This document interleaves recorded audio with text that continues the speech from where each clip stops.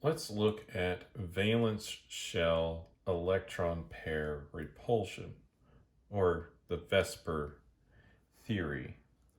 And this is something that we use to roughly get an idea of what the structure of a molecule is. So if we have some tetrahedral shape, which is a lot of carbon things, we'll have a 109.5 degree bond angle between all of the angles in here. Another important one would be the Trigonal Planar geometry, which has a bond angle of about 120 degrees. And then you can end up with the linear relationship. So I'll just draw CO2 for a linear molecule, and this is 180 degrees. Well, it's one thing to try to draw these out on a piece of paper, and it's another thing to kind of play around with some model kits.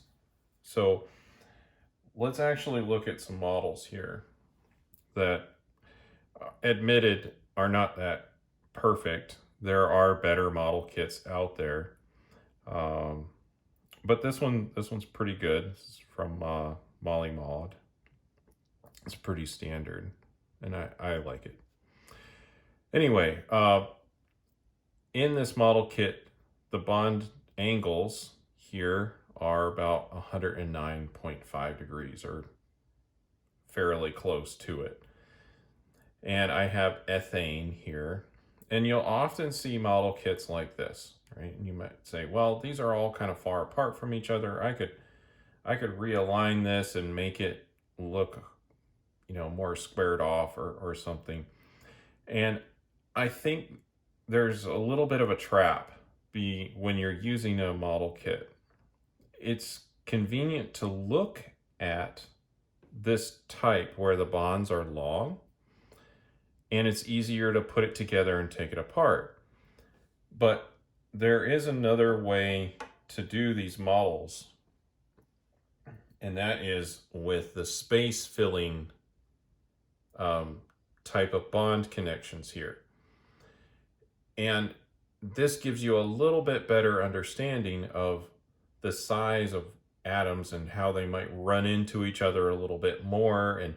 And actually, like, if we're in this configuration, these two hydrogens will bump into each other a little bit.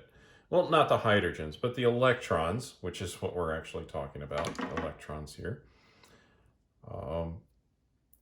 And so that drives the atoms to be as far apart as they can. There are exceptions to that, but for organic molecules, especially when we're talking about carbon, nitrogen, oxygen, those atoms are small enough that these effects are quite large. When we start getting into things like sulfur and phosphorus and other things like that, there's other effects and the bond angles can change a little bit. But for carbon, which is what we're talking about a lot in organic chemistry, then this really comes into play because of the size of the carbon, nitrogen, and oxygen atoms.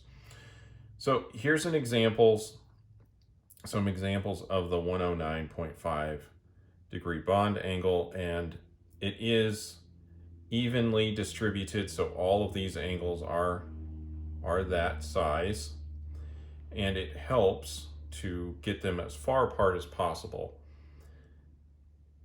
All right, some more examples of that size of angle would be ammonia. We've replaced one of the hydrogens here with a lone pair. It does slightly compress this angle, but if we're just kind of looking at the basic structure of it, it still falls under this category of, about 109.5. It's slightly less, so we can recognize that. But for the most part, we don't have to worry that much about that at a basic level. They're pretty similar. Same thing with water. There's a couple of lone pairs up here, and it does compress the bond angle a little bit, but it's still close to, 109 degrees or so. Again, it's a little smaller than that, but close enough. All right. We can also look at the trigonal planar geometry, and this could be a molecule like boron trifluoride. And we will see that a little bit used in organic chemistry sometimes, or some other boron compounds. And they will have this geometry.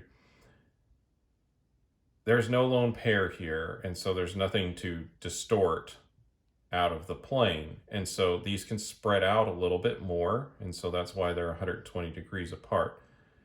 This is something that we'll see occasionally, but something that we'll see more often is the bond angle being 120 degrees for something that has a double bond in it, like ethene, where it has this double bond in between these two carbons, as indicated by these two bonds here. Not the best model of this, but double bond. And it does indicate a little bit that, look at the bond angle here, it's a little bit bigger, right? Should be 120 degrees. These aren't the best models for that because these are fixed positions. And so if you were to get out, compare these two, you can see that one that's built to be 120 does have a little bit bigger, but it's a limitation of a plastic model that, I'm not replacing where the holes are in it. But this is allowing it to spread apart a little bit more. Here's another example of something that has 120 degree bond angles around it and has trigonal planar geometry that we'll see. We have this carbonyl carbon right here, and this could be other carbon stuff. I just put a hydrogen there for ease of building the model. So this is ethanal, would be the name of it. But there's a 120 degree bond angle here, here, and here. So just kind of a review for, hopefully we already know a lot of this. I already mentioned that CO2 is an example of 180 degree bond angle. We also could have nitriles. So here's a carbon triple bonded to a nitrogen to make our nitrile. And this particular one is acetonitrile, because that's just one of the names, or ethane nitrile, two different names, same compound. And this has a 180 degree bond angle. And you'll see this more if you have another carbon over here and then the molecule continues, right? And then it's a straight section of the molecule around the triple bond. So that's just a little review on valence shell electron pair repulsion. Just in case general chemistry was a while ago.